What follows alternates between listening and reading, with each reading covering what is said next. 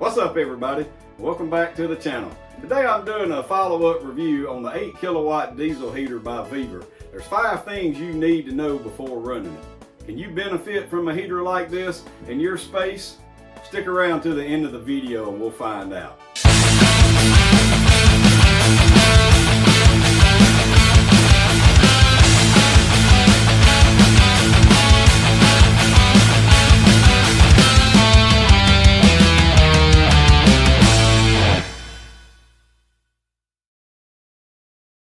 Number 1, the type of diesel. They recommend a high-grade diesel for this unit, or just a light diesel, which is pretty much anything you can pick up at any fueling station or gas station that you have nearby. It's easy to fill. There's a twist-off cap here, and here's your gauge. And if you're going to fill, I recommend filling it outside just for any spills or fumes or anything. Do not fuel it while it is running. That is very, very important. Make sure you have plenty of ventilation, and to avoid spills, I like to use this type of can spout. You have a twist off here, and there's also a safety push button to limit the amount of fuel. So before you pull up and spill fuel on it, you just let go of the button and the fuel will stop. So I definitely prefer this as to any other type container that doesn't have that type stop. Number 2, power requirements. The startup on this unit requires about 15 amps, but once it gets running pretty good, it drops down to about 2 or 3 amps. So make sure, if you're not using the power supply that came with it, make sure your power supply can handle that type of amperage at the very first. Now if you're using it on a battery power, make sure that your battery power is connected to an inverter that can support that. Again, that's 15 amps just for startup. But while it is running, it is down around 2 to 3. So a normal startup on a battery could probably just decrease the voltage in your battery and just kill it all together. So I recommend using the wall power whenever possible. But if you're using it outside camping or in an RV or a van or whatever you're doing, you may not always have power available. So just make sure that whatever inverter you use, if you're using a battery, make sure you can support 15 amps at startup. Number 3, the startup and noise. The startup is not very loud at all. You do hear the fuel pump when you first turn it on and you select heat. It starts popping just a little, but it's more like a, and that's it. And once it gets going and your heat comes on up, you don't really even notice it that much anymore. So it's not very loud at all to me when it's running. And the fan, of course, on high is going to be about the same noise level as a regular oscillating fan. Low, still the same. It's just, you just hear the wind blow and that's it. But there's no loud knocking, no sudden spook, spike, scares, anything like that. So it is pretty quiet. And once you start it up, when I originally tested the unit, it took it around 35 to 45 seconds before I could actually feel heat coming out of the end. So it's a very fast running unit when it first gets going, but once it's going, it's up there.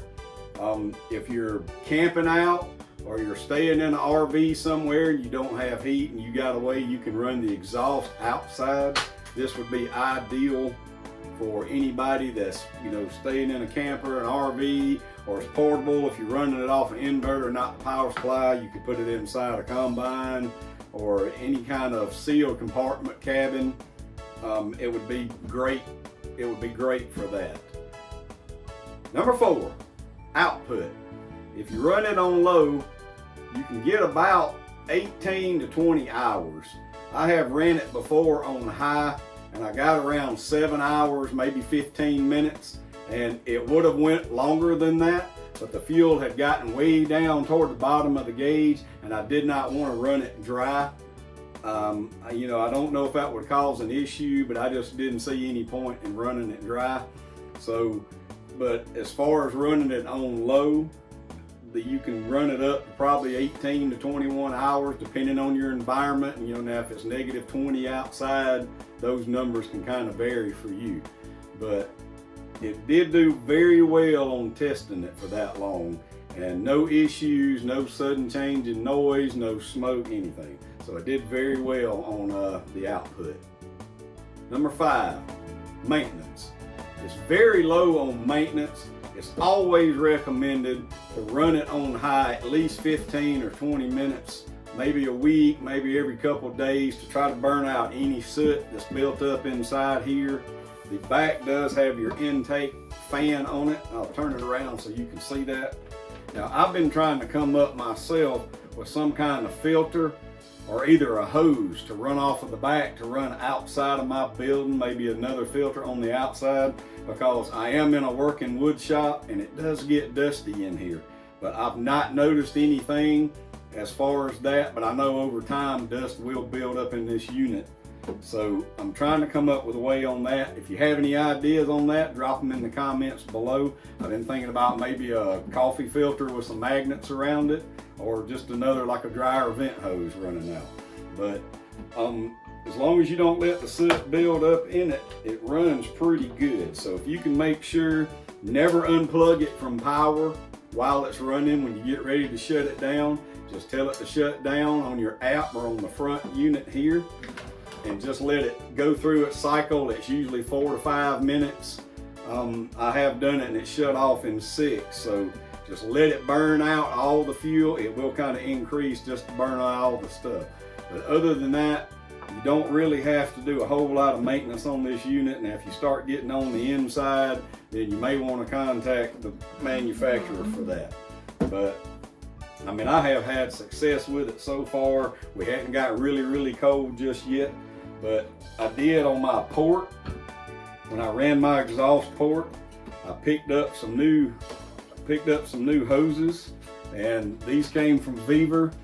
If you check online on VEVOR's website, you can find extra piping like this here. This is what came with it, but I have since got another piece to go longer. And I got this wrap here, it's high rated heat wrap. And so I have it on here only because I'm going through a wooden wall at the back, and I'll put that in the some pictures up on that or something, or I'll put one up here so you can see what I mean. But I ran it through the wall, and that's the only reason I put this on it. But it does help. It's some extra coverage, just some extra help. So on my longer piece, it runs out of the wall. Also, with your exhaust, you can pick these up online too on VEVOR's website. They're just kind of like a 90-degree elbow. And so you can put those on and just do this. So if you want to curve it, do not run the exhaust up. It does get condensation, and the condensation will settle in here and it will cause damage. So make sure you have it running down at a slope so the condensation will run out.